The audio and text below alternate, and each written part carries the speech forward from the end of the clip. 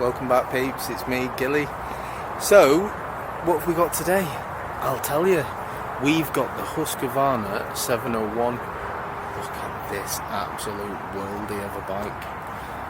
This is the most fun you can have on two wheels, I'm convinced of it. Stay tuned and tell me what you think. And as always, hit that subscribe button if you've not done it already. Thank you.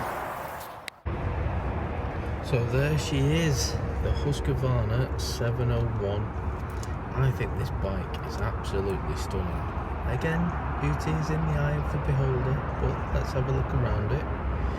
So, details, we have got a 692cc liquid-cooled engine. It's a 4-stroke, and it delivers 74 horsepower, which doesn't sound a lot, but believe you me, when you're riding it, this thing is an absolute hoot. It does deliver 54 pounds of torque, and it has a dry weight of 146 kilograms, which is unbelievably light. So the seat height on this is 890 millimeters, and it is quite a tall bike, but even for a shorty like me, I managed to get my feet down, balls of my feet. And there's that bench seat. Now that seat is rock hard. Here we can see, no nonsense, we've just got a couple of buttons, we've got lights, indicators, horn, and then here we've got your kill switch and your start switch. So unlike other bikes, nice and simple. And that is all we've got for a Speedo. It is just a very small Speedo, but it has everything you need. It's got gear indicator, speedometer, and that is your lot. So the exhaust lets out a belting note, and you'll see that when we're on the test ride shortly. So stay tuned for that. It's definitely worth it. This thing is like music to your ears. So guys, stick around. We're going to go on the test ride now, and you can see what it's like hitting all different types of roads. So let's go. I'm definitely getting lost today, but what a machine to get lost on. Can't get over how good it sounds as well. Proper little raspy engine note. I like it. I go on about, and everybody else goes on about TFTs and how great they are. And they are great. The brilliant bit of kit makes the Speedo very visible, etc. But this is just back to basics. Oh, we've got a speedometer there. The Speedo telling us how fast we're going. We've got a gear indicator there. And that's pretty much it. Yeah, look at the state. Start button, kill switch. That side. Lights, indicators, horn.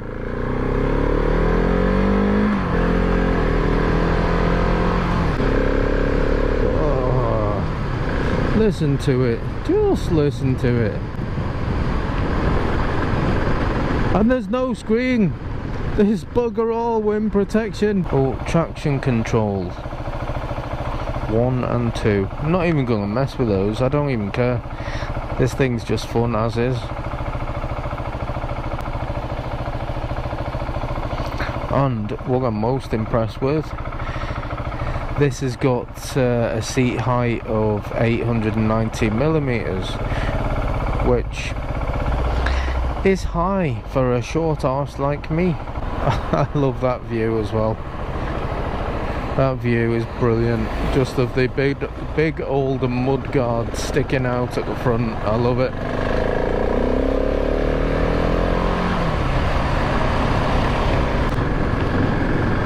Surprised as well with these Mickey Mouse ears that we've got here. I thought they were going to be next to useless, but they're really good. Really good visibility behind it.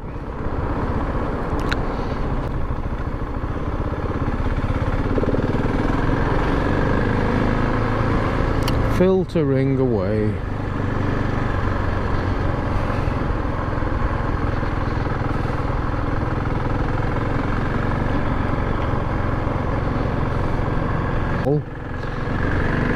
It's very slim.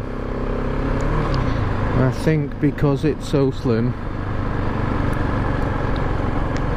filtering is just easy.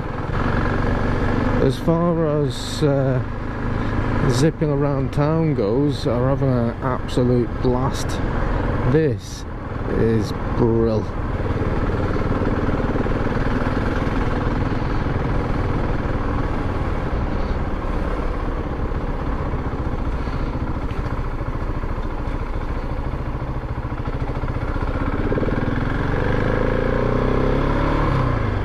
Give it a little run down the motorway actually.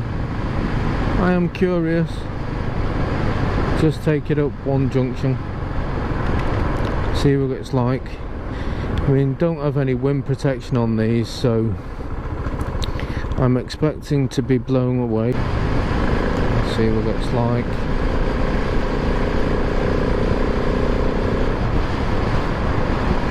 Okay, so 50 mile an hour. Not actually blowing around too much. I don't fancy being at the side of that, so let's get that out of the way. Okay, so 60 mile an hour. Yeah, I mean, it's not a windy day today, but I'm feeling like my body is just a massive windbreak. Still got more power with it. It just I feel if I go too quick on this, it's just gonna blow me off the back of it. Right, let's give it a go.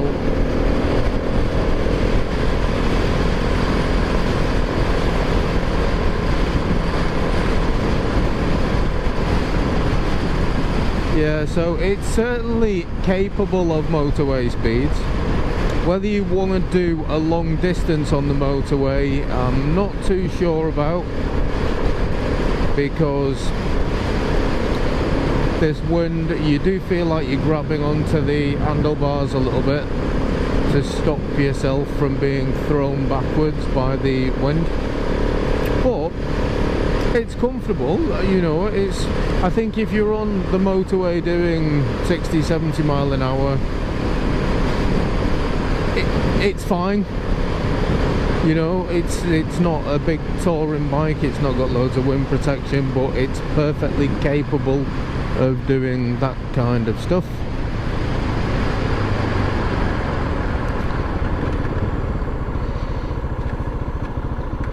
So yeah, motorway, it's ticked. Tell you what we'll do, I'm going to give it a little go on some twisties. Give it a go on some twisties. So looking at that, just throwing it round the bend is just an absolute delight. It just so nice and easy, even for someone with my kind of talent, which, if I'm honest with myself, I'm completely talentless. But even somebody with my kind of skill, this bike is just a dream round the bends. My arse is feeling a bit numb, I'll be honest with you. I've said before, this seat is like sat on a bench. I don't think this is a bike I could sit on for 8 hours. Something that's really impressing me as well, the gearbox on this is awesome. Each gear change is just completely smooth as you like, no clunking at all. You don't even know you've changed gear, to be fair, apart from this gear indicator changing. It's so lovely. Now, standing up test isn't going to be any mither on this beaut, because this is what this bike is. It is an off-road bike that they've chucked road tyres on. Yeah, not an issue for this beast. Nice and comfortable, low down pegs, That's one thing I've found when you're going on a long journey, if you need to stretch your legs on the move.